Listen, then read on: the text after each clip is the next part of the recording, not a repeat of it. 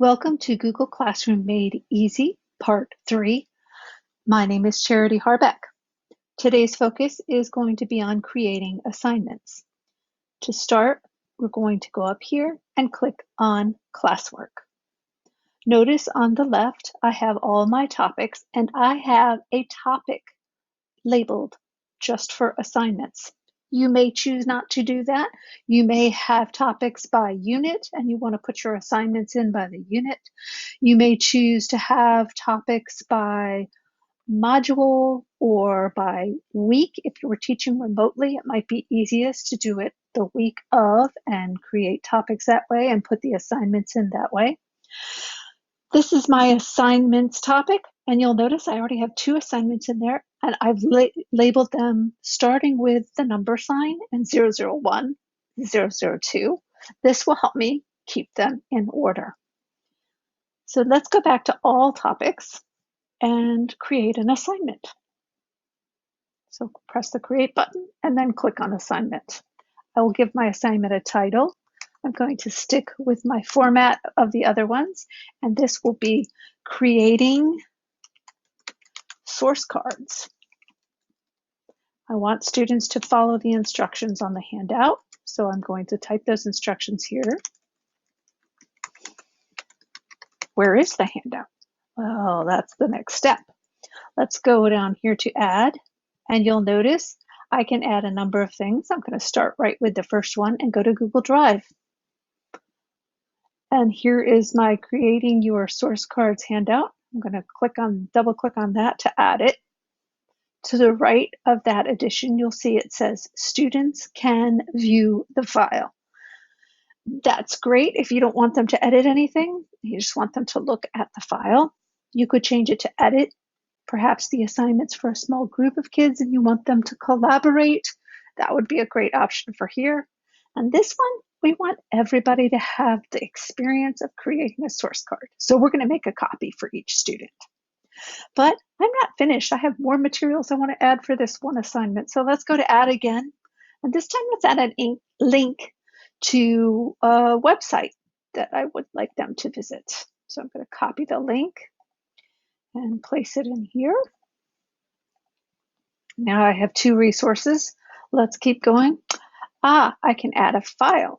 So let's go upload a file from my computer. That's the difference between Google Drive and adding a file. So I'm going to find the file here on my computer and double click it. And it will take just a minute to load.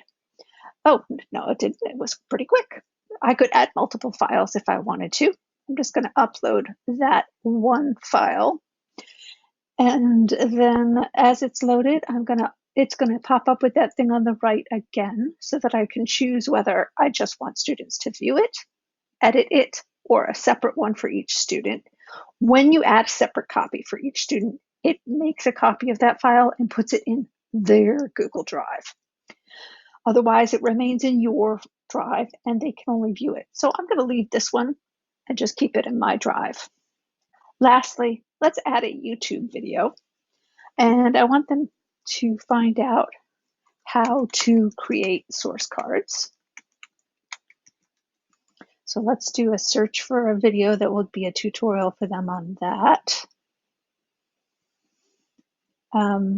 One thing I do like to note when I'm doing this is I like to find one that's fairly recent. Here's one right here, 2019, because as you know, MLA format changes frequently. So I wanted to scroll down to look for that.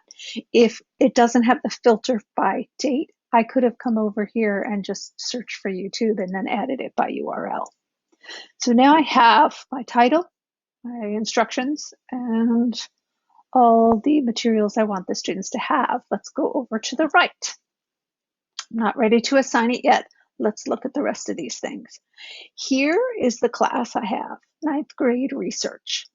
This is where if I wanted to, I could add it to multiple classes, as many classes as I wanted, and assign it across. If I had 4 classes in 9th grade research, I could assign it here.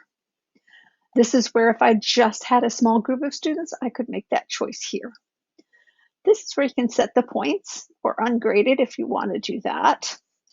And you can set the due date. I'm not going to do that at this time. And this is where you can set the topic. Remember, I showed you my classwork organization. I had an assignments topic, so I want to put it there. I could also add a rubric. And we're going to skip originality reports. That might come in handy when we're writing the paper, but we're not going to talk about that right now. But I do want to show you one additional thing before we assign this. I'll put my title over here. So the stream can get really busy of things. Even the assignments can get busy. And if you're teaching remotely, you might give assignments that are not graded. So it's nice to have a signal for the kids to really pull their attention in. So one of the ways you could do that is by adding emojis to the title. I'm going to go over here to this website called emojicopy.com and go to symbols. And I'm going to grab this exclamation point and copy it and go back to my classwork and paste it. Oops, I only had one, I had three. So this could be my signal to let kids know that this is going to be a graded assignment. Now, if you look over here to the last thing that we would want to do is actually assign it. You'll see that Google's been saving it all along. Thank God, in case I got distracted, all this stuff, all this hard work's already been saved. I can assign it now. I can schedule it to be assigned later. So if I like to work ahead and want them to have everything next week, I could get all set for next week. Back to it. If I knew I was going to be out and have a sub, that would be a great way to do that, have it ready for them.